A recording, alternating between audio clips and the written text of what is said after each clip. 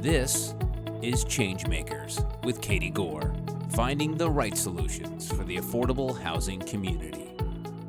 Today's changemaker is Maura Collins, the executive director of the Vermont Housing Finance Agency, where she has been working for several years to expand affordable housing in Vermont. And today we welcome you, Maura. We want to hear about more of what you're doing, no pun intended, but welcome to the Changemakers program. Thank you so much for having me. It is an honor to have you here. I'm excited to hear about Vermont. Let's just start right there. Tell us more about Vermont and maybe how long you've lived there, what the affordable housing is like, before we dive into all of the innovative programs that you're doing and all the ways you're helping solve affordable housing challenges.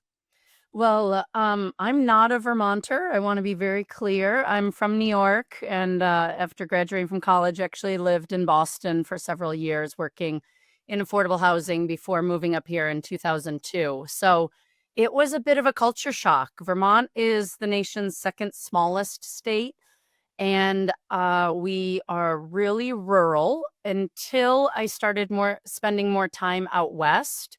And I got caught with only a quarter tank of gas in the middle of nowhere, Utah. And I realized we are rural, but it's a different kind of rural. New England rural is small.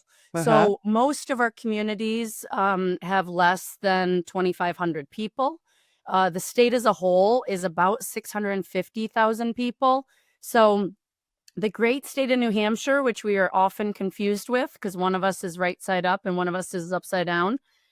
We look the same, the state of New Hampshire and Vermont, but they have twice as many people as we do. So bringing and delivering housing and focusing on affordability when you have such a small scale is really top of mind for us. So our largest city is Burlington with 40,000 people. And after that, it dramatically drops off to communities. One or two communities have 20,000. After that, no community has more than 10,000 people. So I have, worked at VHFA, the Housing Finance Agency, for 23 years in a variety of positions. I'm in my 7th year as executive director. And we really are required to do it all, be soup to nuts, and addressing all the needs of our state. The incomes of Vermonters skew a bit lower than the national averages, but stay relatively strong because of our demographics, which, as most of us know who work in this industry, sadly, are directly correlated with race. Our state is 92% white. And so a lot of our statistics skew toward the kind of white statistics you see in the nation, meaning we have a high homeownership rate. I think we're at 73%. Our incomes skew a bit higher than the rest, but the poverty that we have and the needs that we have are still very acute, and they are spread across a lot of small communities that are under-resourced, don't have a lot of infrastructure, water, sewer, and the like. And so the challenges really run the gamut. I've heard Vermont described as a state that is a big, small town. And sounds like some of the dynamics that you're talking about as far as proximity, outside of Burlington, and then some of the other challenges. Have you seen an influx of people moving into the state? Like, are rents going up, or is it purely an access to affordable living situation? I have several answers to that. So Vermont follows only the state of Maine in having the largest proportion of our housing stock being second homes. And I bristle at the term second homes because they're often the third or the fourth home that someone has. So non-primary residences, I should say. Now, in fairness, a fair number of those are what we locally call deer camps. They may be lakefront properties that don't have year-round septic or are fully insulated for our harsh winters. They also maybe ski condos, because we have a really active tourism and ski community. But a lot of them are what would be year-round homes available for Vermonters, but are not available to us who live and work locally because they're owned by out-of-state folks. So when the pandemic happened, a lot of New York and Boston and big city folks retreated up to their Vermont vacation homes, and we absolutely saw a ton of out-of-state license plates. And in many ways, um, I will say that was hard for our communities to see and adapt to. And it was hard to watch my fellow Vermonters have that kind of reaction. It was a little embarrassing to see how we treated outsiders when there was this influx. But there were a lot of things about the pandemic that maybe all of us weren't at our best because there was a lot going on. We haven't seen that increase in out-of-staters maintain since 2022. A lot of them have gone back to their big city lives, but there has been an uptick in interest in living in Vermont, and that has really driven our housing shortage, and our housing markets have gone haywire since 2020, and prices have skyrocketed faster than they were. We have not been keeping up with supply going back to the 80s. Right. So I don't ever want to blame this problem on the pandemic or out of Yeah. staters or anything like that. But yes, rents continue to rise. Home prices are up every year. Our inventory is not what it needs to be. We have estimated that we need to about double or triple the amount of home construction that we've been doing in our state. And our legislature and governor and housing policymakers have been doing wonderful things to try to meet those goals, but I don't think we've done everything just yet. hmm And this is a common theme that used to be isolated to the big cities, but now we are seeing that rural areas, inner Midwest types of areas, even some southern cities that are experiencing this dynamic. And so we're trying to, the pace by which construction hasn't caught up, combined now with the dynamics post 2020, combined now with the pricing, like this is, I don't want to say the perfect storm because it's not a perfect storm, but this is a scenario that is playing out. So I'm fascinated with what Vermont Housing Finance, what you guys are doing here, because I read a couple of things and I want to look at this, but I saw a news article pop up ironically on Instagram about your credit rating being upgraded. And I find this fascinating because it's part of the economic conversation that we're talking about right here, and how that impacts then what you as an agency are able to do financially when it, building and getting loans. So walk us through how crucial that upgrade was for you and maybe even how it happened. Yeah. Well, an agency's credit rating is a lot like any of our credit scores. It is a bit of a black box. We know generally how the agencies go about it. And so we do intentionally and overtly try to maintain the highest ratings we can. And there's always a feeling like it could be a little higher. I'll say that internally we think that we could still be one notch higher. And so we look forward to educating the rating agencies about that in the future. But it always is good. It's the same thing with anyone's credit rating, that when an agency's credit rating goes higher, it means that the borrowing costs are lower. Now, housing finance agencies, I know you've spoken with other HFA leaders in the past. We exist in every state in the country, and our primary core programs are, it's well known, the low income housing tax credit program, but also the original impetus for us was to sell private activity bonds for affordable housing, meaning that when we want to make mortgages or make large loans to developers of affordable rental housing, we don't get any state appropriations for that. We have to go to the bond market and sell these bonds which essentially is another way of saying we're borrowing the money from investors, Mm-hmm. and we promise them a good rate of return on that. But they're usually happy with a slightly lower rate of return than they could get elsewhere because our bonds are tax exempt. So they're not paying taxes on the earnings of that investment. So let's say that we promise bondholders that we'll pay them 5% of on the return for their money for the next 30 years. We turn around and make mortgages either to first-time home buyers or to rental developers at 6%, let's say. Mm-hmm. Now that's below what the market can offer and what they can get from a conventional lender. And we're limited as to how much that spread can be between what we're getting in from our borrowers and what we have to pay back to our Okay. bondholders. Right. So when our ratings change, that means that we look like a better investment for that bondholder. We are more safe, secure, higher rated. So they may accept even a lower rate of return on their end, which means we can pass that forward to our borrowers and make the housing more affordable. Mm-hmm. So it's very important what our rating is. At the same time, I'm going to keep talking about our small state.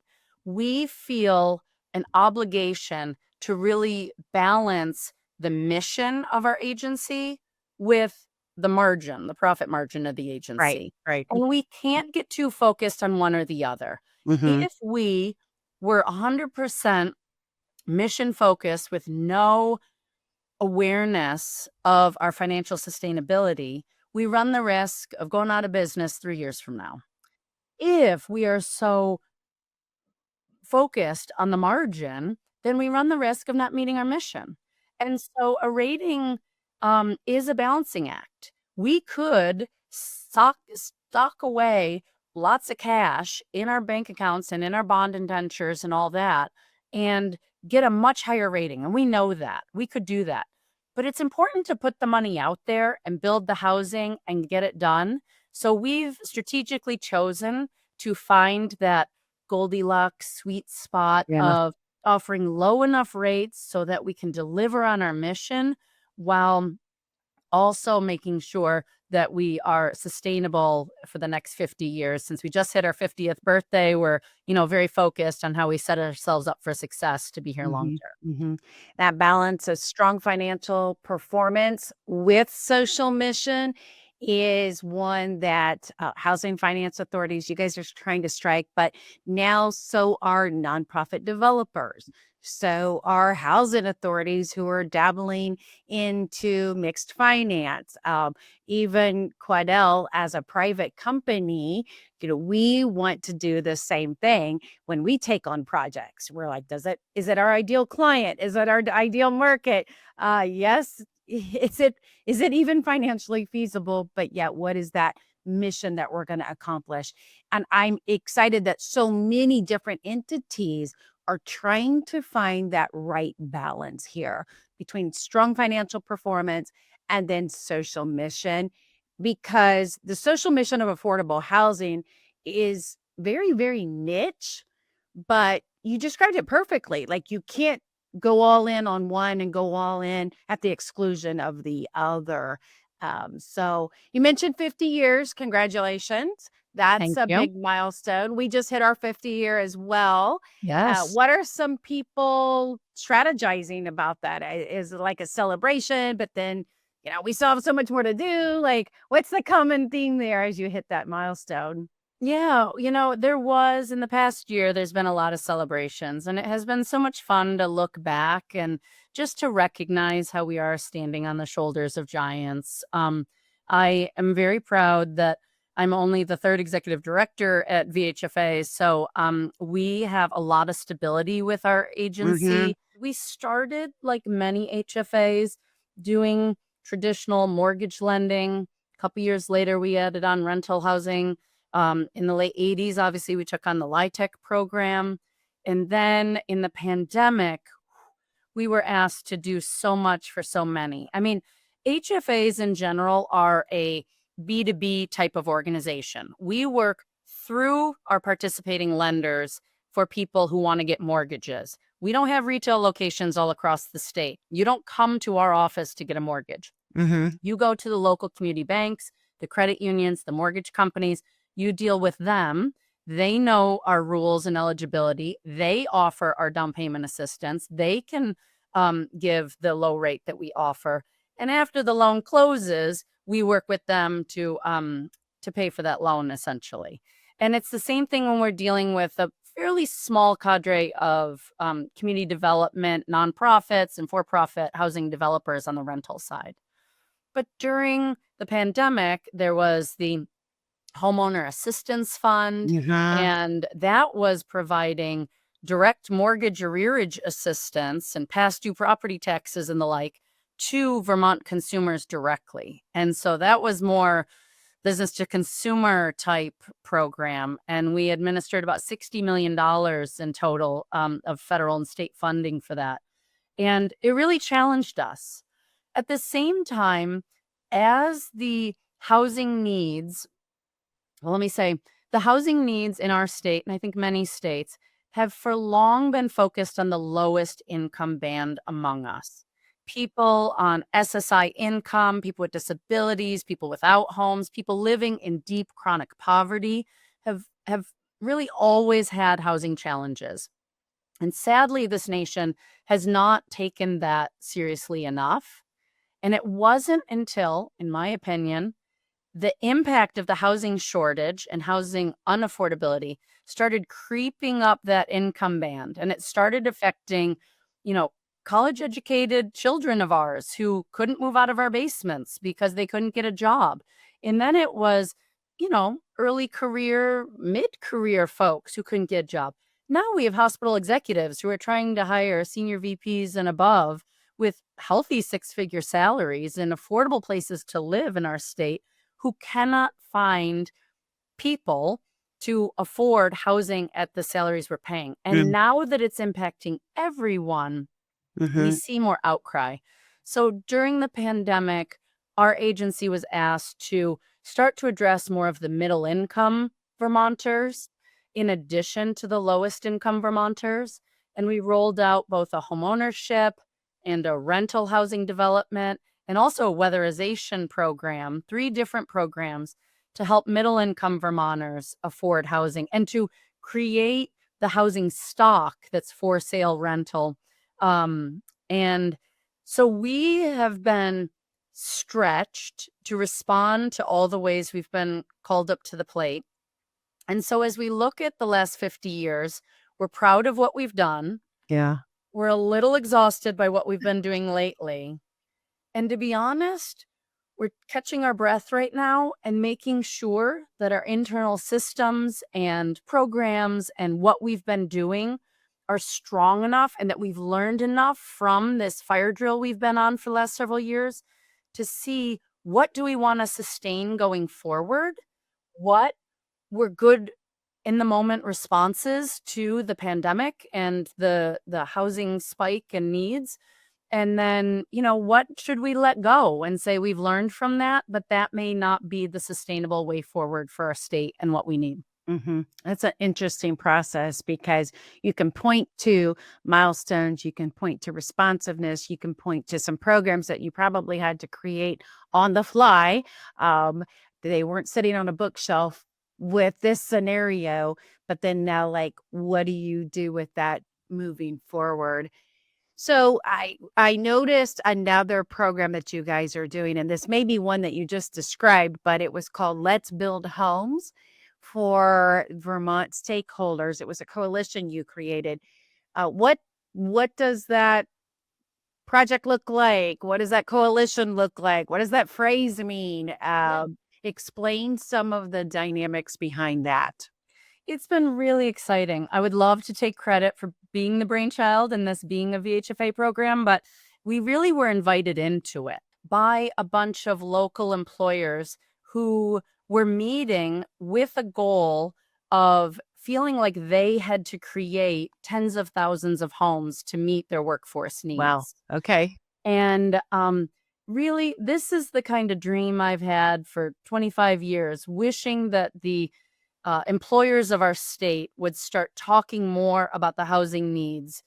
Because as I said before, we know that since the 80s, we've not been building enough. And we've been talking about how we're heading for this brick wall of if we continue to not build what we need to keep up with our household growth, it's going to be a problem. And in the last few years, that has come to pass. And so it was exciting to see the University of Vermont, the local hospital, other colleges, Middlebury College, and major local employers of our industries come together and start talking about housing, and then invite in Vermont Housing Finance Agency to say, how can what we're talking about mix with what has been happening in the industry?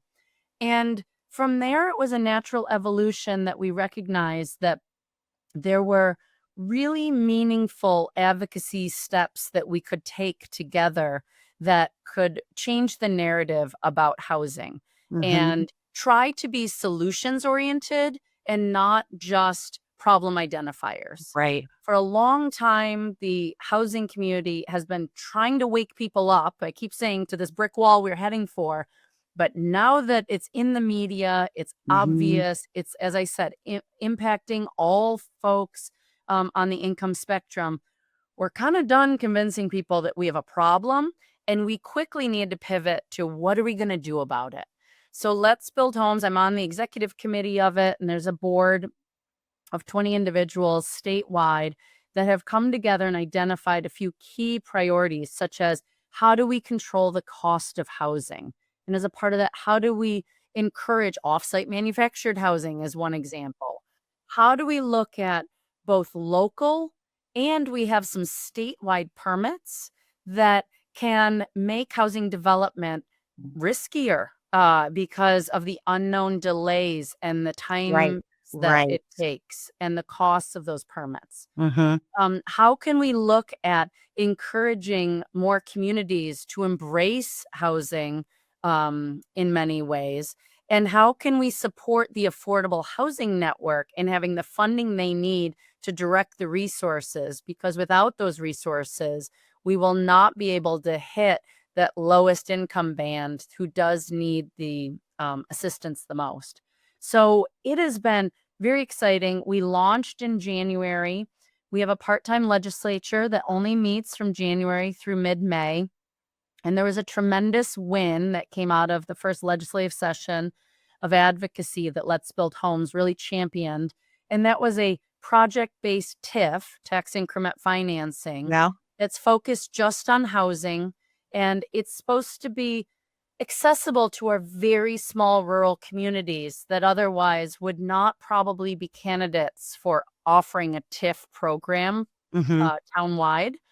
But this is just to pay for infrastructure needed to support housing. And it's designed to be so easy and accessible that we can make investments in housing in these very rural, very small Vermont communities. Because our worry is that if we don't equitably distribute resources and make sure that we're building everywhere, then we may end up with communities that grow and thrive, that are the big name towns, the ski towns, Killington and Jay Peak and Burlington and Rutland and Montpelier, and maybe those communities will grow and thrive. But the towns that I could list off that you've never heard of will fall behind. And we run the risk that those could essentially become gated communities, because if the stock doesn't keep up with the demand, then the prices will just increase. And Vermont runs the risk of becoming a playground of the rich and famous. I mean, we have so many out-of-staters and so many second homes, and we have so much great outdoor recreation that we do find a lot of people coming in, using some of the resources, and maybe not calling Vermont home. So we need to make sure that we can house Vermonters who want to be here at the same time while creating a welcoming environment for all. But it's a public-private partnership that is looking at filling the gaps in a city that maybe, it's just not a business case to put infrastructure there. So a business is going to look at this on the books and say, it costs too much to get infrastructure there, and they're just not going to be able to do it. And so that's what makes this partnership that you guys are doing so much better, because you're going to be able to fill those gaps. And I think of a couple of examples. We had somebody on the podcast from Steamboat Springs, Mm-hmm. big ski town, same dynamics that you're talking about. And they looked at the inability to get workers and the inability of the workers to live in proximity to what people were valuing within the state. So having a plan to accomplish and recognize those dynamics makes economic sense too, because you want people to be able to live and work in proximity to some of these attributes. Is there a number? Like, are you trying to build X amount within so many years? Like, what's the goal there? Yeah, the state has set a target of trying to build 40,000 homes by 2030. I mean, Vermont numbers are small. So when I say 40,000, I Yeah. understand that many listeners may say that's not that many. But we only have 270,000 homes in the state. Okay. So that, as I said, it would mean right now we're building about 2,400 homes a year, and we need to get well over 8,000 homes a year. So again, our numbers are small, and I can appreciate that California Yeah. and New York is laughing right now. But for us, it's an order of magnitude of going from 2,400 homes to 82 or 8,400 homes a year is such a sizable shift that it means we have to look under every rock and figure out every tax policy we can address, every appeals process that we can streamline and make more by right, every funding stream of how we can support the investments in infrastructure and direct housing assistance, looking at how our permitting, zoning, and all of this comes together, because the housing shortage and affordability problems were not caused by one thing. It's not Right. caused by out-of-staters. It's not caused by our ski communities or short-term rentals. It's not even caused by interest rates. It's not just caused by the fact that now we're paying people, construction workers, a livable wage, which we should have been doing decades and decades ago. It's all these things coming together, and therefore our solutions need to be as multifaceted as the complex problem is. And the economic piece of this is very hard to get your arms around because it's moving. So, you're having rates change, you're having rents change, you're having wages change. And I think right now, as we're exploring solutions, there are studies happening to say, if you control one dynamic, where does it pop up in another area? And that's the hard part of this, is some of the policies. You have to look at it from a policy side, because if you go to work the economics and put it into policy, where is that going to boomerang, and is it going to have these unintended jumps later in the continuum as you're trying to build? And right now everybody's still learning that. So like it's this great experiment in economics and housing policy, isn't it? It is. And, there's one thing, I mean, okay, when I started at VHFA, I was a research analyst. So I love data and numbers. And I'm excited by a matrix that we're working on right now. It's not quite finished.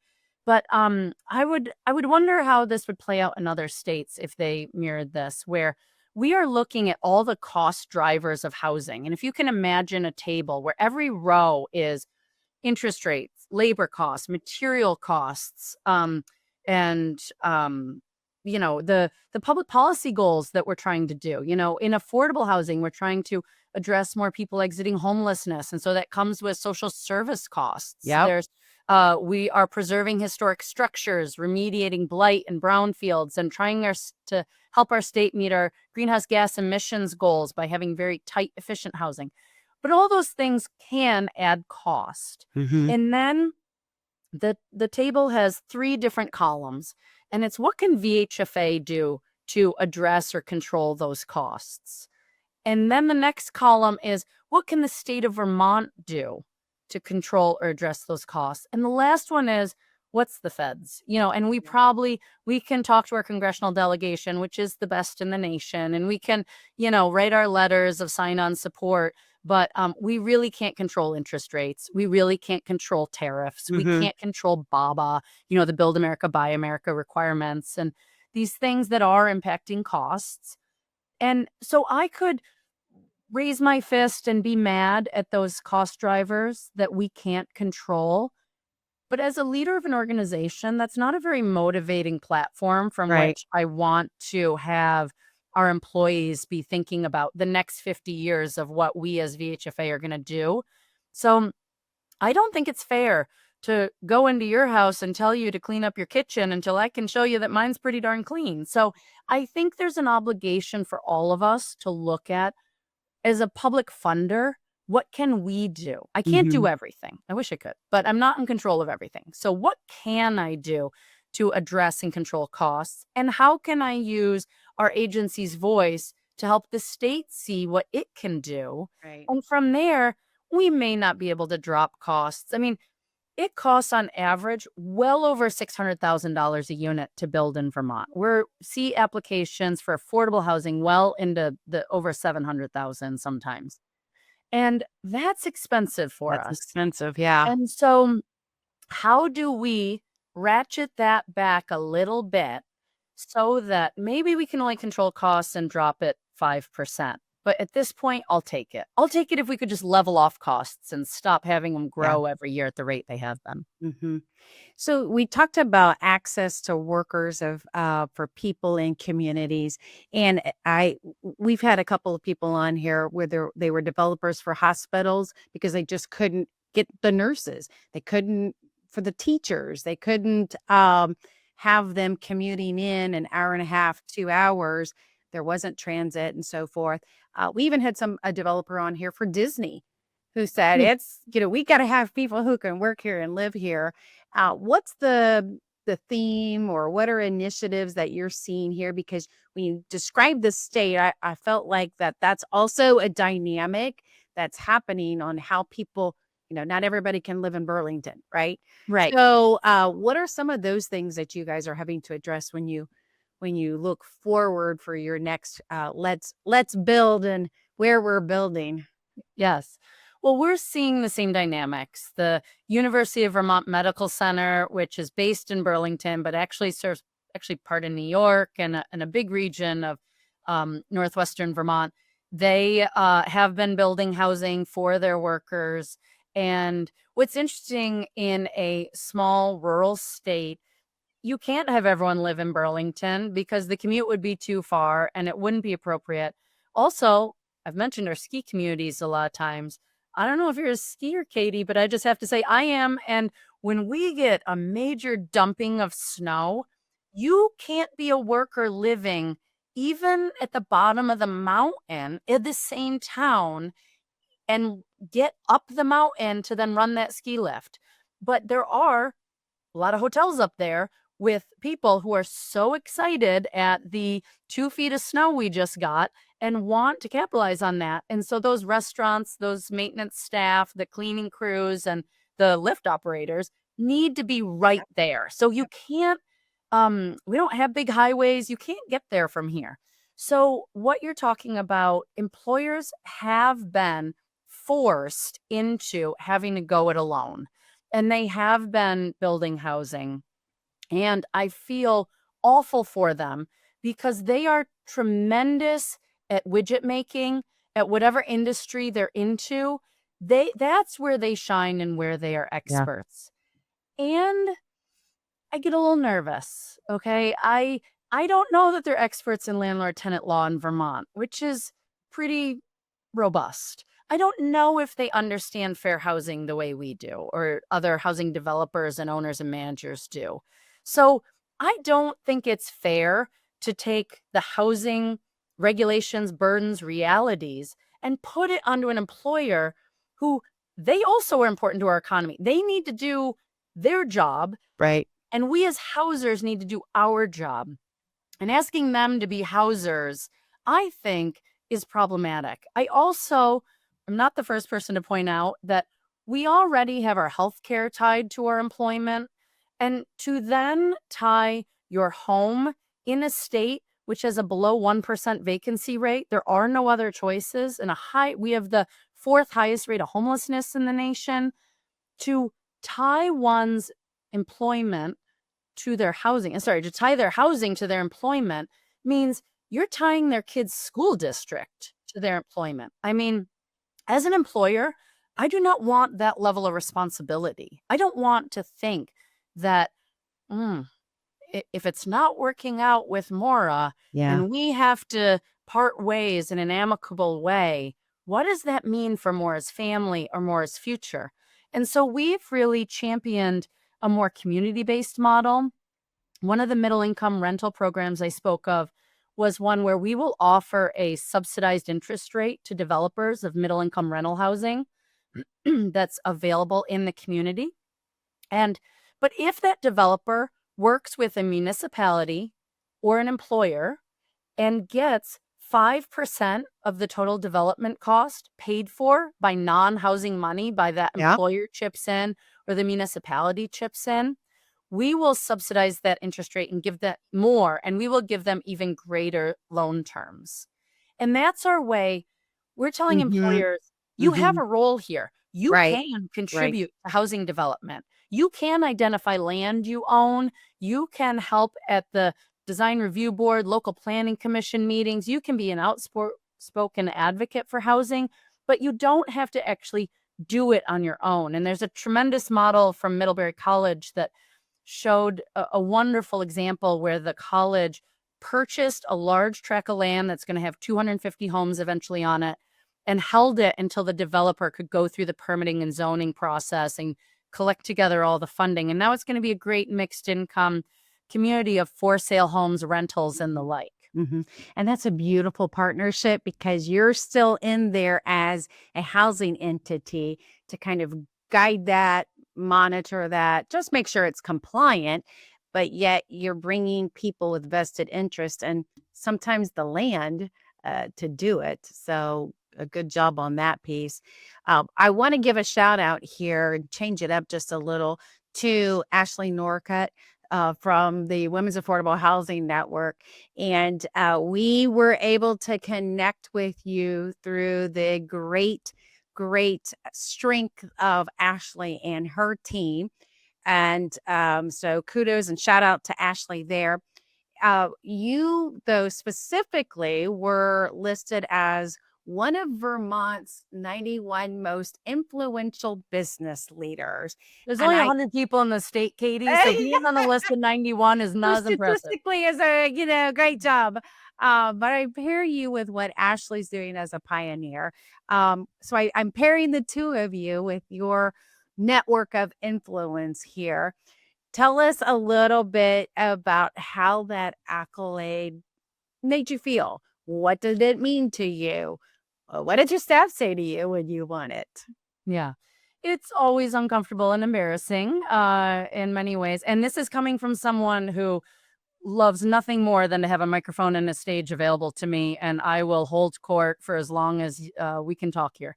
But it is exceedingly uncomfortable to represent an organization of 50 hardworking Vermonters, and just because I'm the only one willing to grab the mic and step up on the stage and be the face of VHFA doesn't mean that all the wonderful good ideas and the hard work are all mine to do. So a lot of those recognitions are because of the reputation of our agency, the way we have been piloting middle income programs and stretching outside our comfort zone, yet while still maintaining the high credit ratings and having strong financial controls.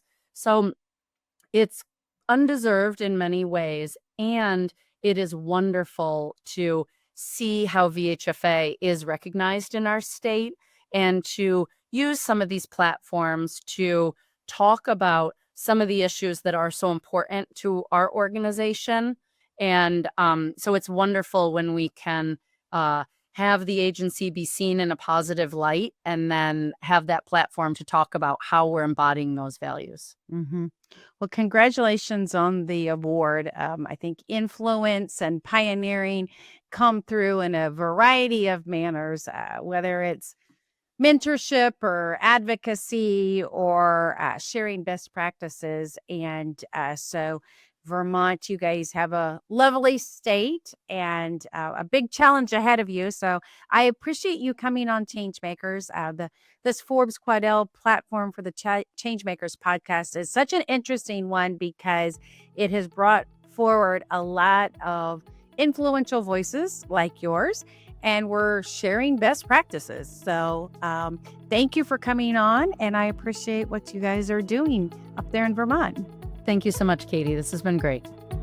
Thanks for listening to ChangeMakers with Katie Goar. To find out more about Katie, go to quadell.com. That's QUADEL.com. This has been a production of Forbes Books Radio.